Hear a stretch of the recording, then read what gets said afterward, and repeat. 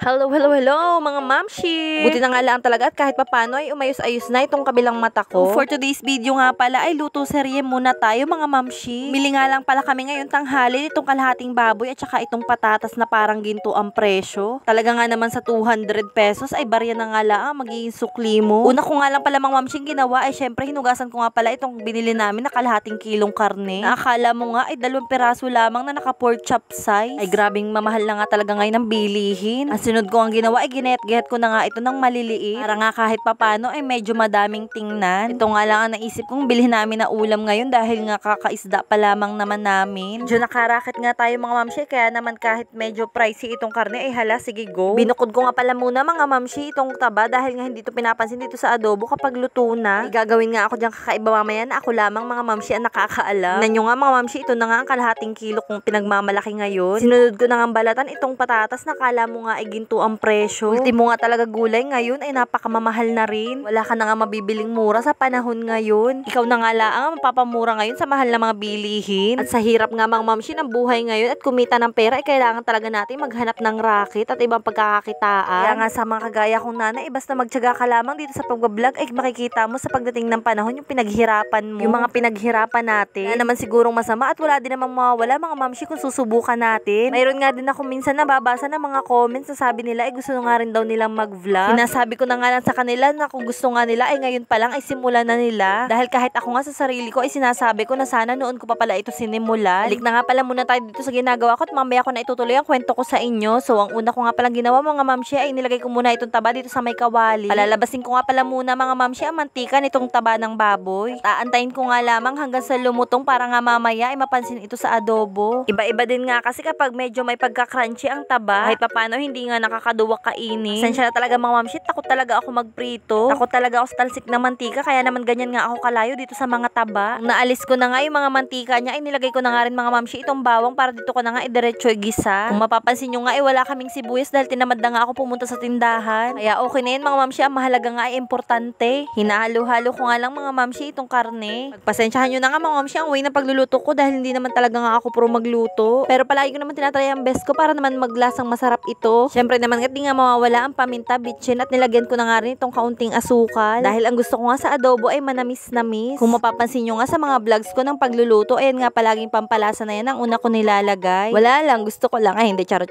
Para kasi masipsip ka agad ng karne yung mga ricado. Nilagyan ko na nga rin pala ng toyo mga mamshi at saka ng konting tubig. At nung kumulo na nga yung karne, isinunod ko na nga itong patatas. Habang inaantay ko nga mga mamshi na kumulo yung adobo, ay nakita ko itong saging namin sa may gilid. Binigay nga ito sa akin ni Papa nung isang araw. Munti ko na nga malimutan at kung hindi ko nga nakita, baka nga nabulok na naman to dun sa may gilid. Iba-iba nga din talaga mga mamshi kapag sa bukid ka nakatira, maluluto at makakain mo yung mga gantong klase ng pagkain ng libre. Hindi nga kagaya sa bayan o sa syudad na bibili ka pa talaga. Lalabon ko nga lang pala itong mga mamshi para wala na masyadong cheche-bureche. Nang hindi na nga rin mabawasan itong aming asukal. Charot.